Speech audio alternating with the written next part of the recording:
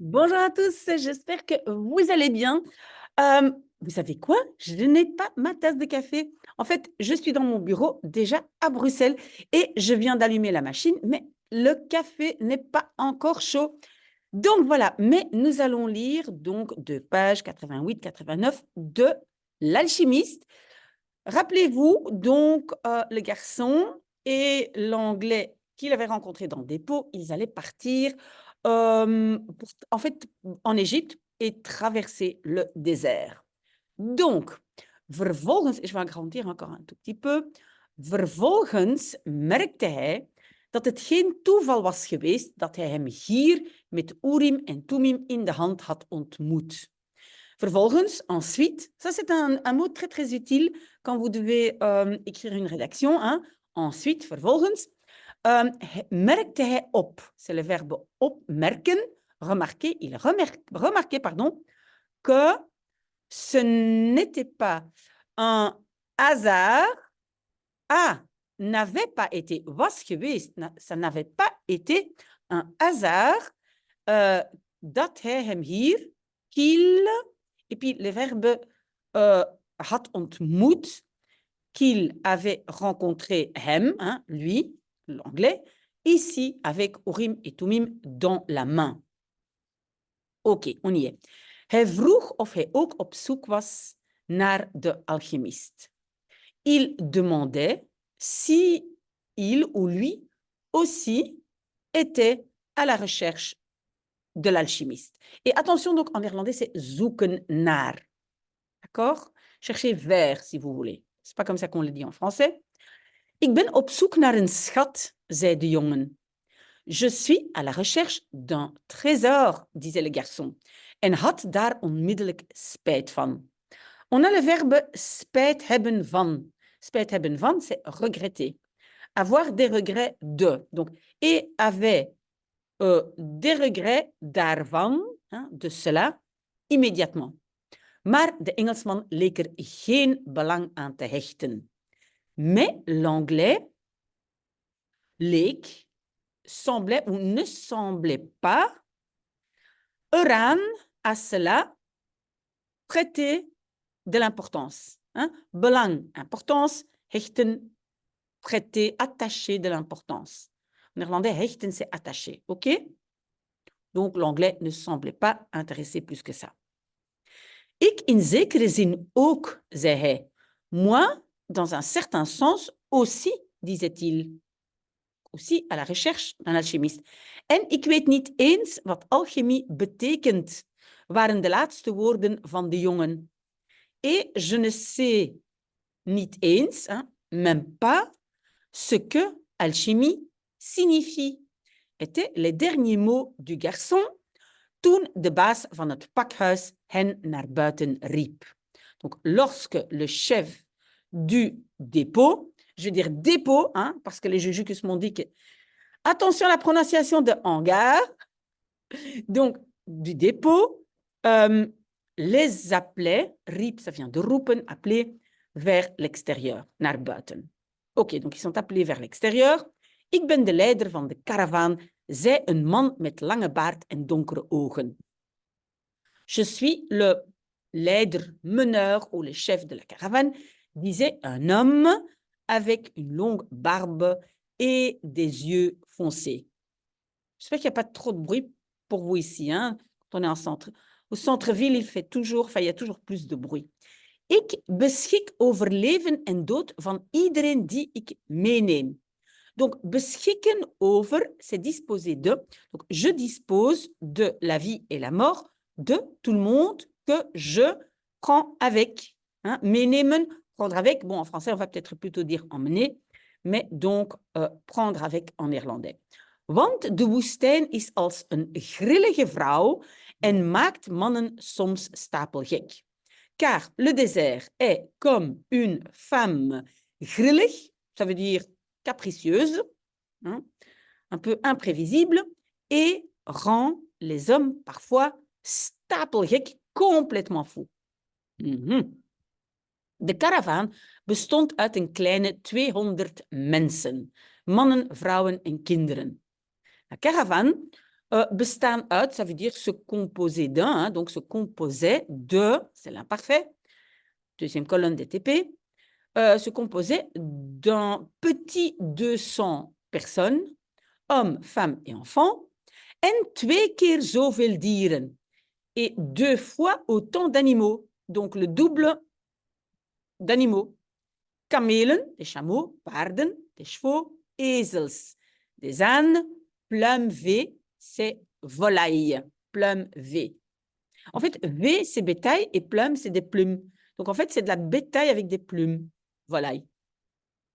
Een aantal mannen was uitgerust met een zwaard en een lang geweer. Un nombre d'hommes était équipé avec. Uitgerust met. Et attention, parce que uitgerust, ça peut venir de uitrusten. Oui, ça vient toujours de uitrusten. Mais uitrusten peut vouloir dire se reposer. Hein? Ik ben goed uitgerust, je suis bien reposé. Mais uitgerust veut dire aussi équipé. Donc, uitrusten, c'est aussi le verbe équiper. Attention à ça. Donc, en néerlandais, on dit équipé avec. Hein? En néerlandais, c'est met. Un zwaard, c'est un sabre. Et un long fusil. Alleen samen zorgden ze voor een heidens kabaal. Donc, allemaal samen, tous ensemble. Et puis, c'est ze zorgden voor. Ils étaient responsables de. Bon, zorgen voor hein, a beaucoup de différentes, comment je vais dire, sa signification. Ici, c'est être responsable de. Een heidens kabaal. Kabaal, c'est un vacarme païen. C'est une expression en néerlandais, hein, donc beaucoup de bruit. Oké, mais heidens, c'est païen. En de leider moest zijn woorden meermaals herhalen voor hij door iedereen verstaan werd. Et le meneur ou chef devait, et le verbe c'est herhalen, répéter ces mots meermaals plusieurs fois avant qu'il soit compris, attention, werd, construction passive, hein, avant qu'il soit compris par tout le monde. Er zijn hier verschillende soorten mensen. Il y a ici des différentes sortes de gens. En in het hart van die mensen wonen verschillende goden. Et dans le cœur de ces gens habitent de différents dieux. Maar mijn enige God is Allah. Mais mon seul Dieu est Allah. En ik zweer bij hem dat ik alles zal doen om de woestijn wederom te verslaan. Et je jure par lui que les verbes sont zal doen, je ferai tout pour te verslaan, pour vaincre, combattre, vaincre le désert, wederom, à nouveau. Hein, parce qu'apparemment, il fait ça souvent, traverser le désert. Nu wil ik, maintenant je veux, et qu'est-ce qu'il veut? On est à la page 89. Qu'est-ce qu'il veut? Dat u allemaal in uw hart zweert bij de God waarin u gelooft.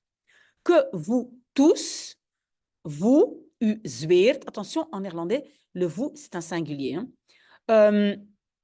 Vous tous, vous jurez dans votre cœur par le Dieu waarin, dans lequel vous croyez, hein, u gelooft, dat u mij onder alle omstandigheden zult gehoorzamen. Que vous, et le verbe c'est zult gehoorzamen, vous obéirez, hein, parce que gehoorzamen c'est obéir, zult c'est le futur, que vous obéirez à moi sous toutes les circonstances. Peut-être en français plutôt dans les circonstances, en néerlandais sous toutes les circonstances. Un tout petit peu plus grand peut-être. In de woestijn betekent ongehoorzaamheid de dood. Dans le désert, donc ongehoorzaamheid, désobéissance, signifie de dood, la mort. Oké, j'espère que vous me suivez. Een zacht gefluister golfde door de groep heen. un doux chuchotement. Golfde, ça veut dire ondulait. Doorheen, c'est à travers le groupe. Donc tout le monde chuchotait un petit peu. Iedereen zwoer bij zijn eigen godheid. Tout le monde jurait. Donc, zwoer, ça vient du verbe zweren, jurer. On peut le conjuguer aussi de façon régulière, zweerde, mais on peut dire aussi zwoer. Donc, jurait par son ou sa propre godheid, déité ou son propre Dieu, on va dire son propre Dieu. De jongen zwoer bij Jezus Christus. Le garçon jurait par Jésus-Christ. De Engelsman zweeg. L'anglais se taisait. Het geprevel hield langer aan dan nodig was om alleen maar te zweren. Donc, het geprevel, c'est le murmure. Est-ce que je suis là? Le murmure. Et puis, le verbe, c'est aanhouden. Hield aan, hield, c'est l'imparfait de houden. Donc, durait, aanhouden, durait plus longtemps que was, était nécessaire pour alleen maar, uniquement, jurer. Et donc, les gens prenaient plus de temps que uniquement jurer. De mensen smeekten de hemel ook bescherming af. Les gens, et le verbe c'est afsmeken, c'est demander, supplier. Donc, supplier, demander, de hemel, le ciel, aussi la protection. Et donc, ils demandaient au ciel aussi de les protéger. Weerklonk een lange klaroenstoot. Donc, weerklonk, il résonnait, oui, on entendait. Je pense que normalement, le ici, on va traduire en français par on entendait un long, qu'est-ce qu'on va dire, klaroenstoot. Klaroen, vous voyez, c'est un clairon. Donc, on va dire un appel claironnant. On peut dire ça? Donc, en iedereen besteeg zijn dier. Et tout le monde besteeg, en fait, c'est monter dessus. On peut dire aussi chevaucher, mais bestijgen, stijgen, c'est vraiment monter. Donc, monter sur son animal. De jongen en de Engelsman hadden een kameel gekocht. Le garçon et l'anglais avaient gekocht, acheté un chameau. En klommen enigszins moeizaam op.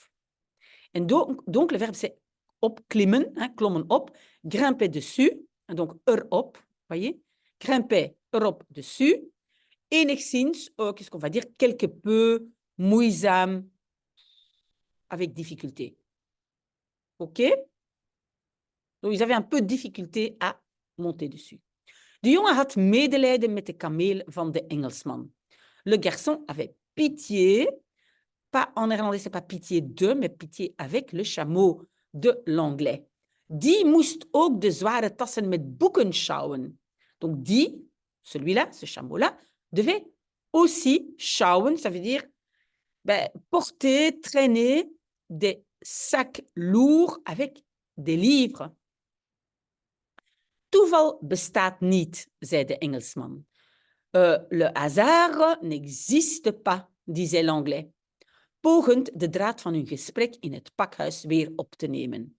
Donc, en essayant de opnemen, reprendre de draad, le fil de leur conversation dans le dépôt, au dépôt.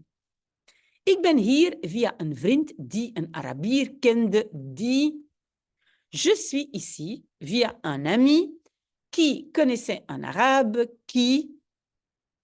Maar de caravane zette zich in beweging. Mais la caravane se mettait en mouvement. En het was onmogelijk te verstaan wat de Engelsman zei. Et il était impossible de comprendre ce que l'anglais disait. Oui, on va un peu plus vite, j'espère que ça va pour vous. Voilà, j'espère que vous me suivez. Donnez-moi vos commentaires, mais j'ai l'impression qu'on avance plus vite. De jongen wist echter precies waar hij het over had. Le garçon savait néanmoins exactement waarover, ce dont il parlait. Et rappelez-vous, het hebben over, c'est parler de quelque chose. het hebben over. Notez si vous avez oublié. De mysterieuze keten die alles met elkaar verbindt. Donc, la chaîne mystérieuse qui relie tout. En fait, pardon, relier est ici. Donc, qui relie tout met elkaar, ça veut dire les uns avec les autres ou l'un avec l'autre. Hein? Tous se relier entre eux.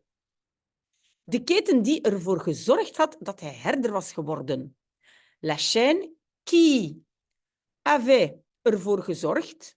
Ervoor zorgen avait fait de sorte à ce que il soit devenu berger. 2 keer achter elkaar dezelfde droom had gehad. 2 fois achter elkaar, de suite, hein, derrière l'un l'autre, c'est ce que ça dit exactement, achter elkaar, hein, derrière l'un l'autre, mais en français on va dire de suite, 2 fois de suite, le même rêve avait eu. En in een stad dicht bij Afrika was beland. Et dans une ville proche de l'Afrique, avait atterri. Belanden, arriver, aboutir, on peut dire. Dat hij daar op de markt een koning had ontmoet. Qu'il had ontmoet, avait rencontré, là, au marché, un roi. Attention, en néerlandais, c'est sur le marché, hein, pas au marché. En later beroofd was om een kristalhandelaar te leren kennen. Et plus tard, beroofd, hein, il avait été, on peut dire dépouillé, cambriolé, pas ici, mais plutôt dépouillé, volé, pour leren kennen, apprendre à connaître, un marchand de cristal. Et hoe dichter je bij je droom komt, hoe meer de eigen legende de ware bestaansreden wordt, dacht de jongen. On a cette construction, hoe dichter, hoe meer. Et donc, c'est toujours hoe plus un comparatif.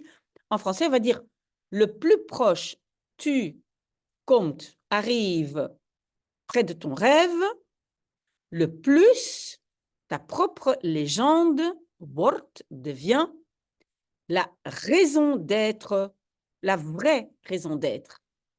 OK?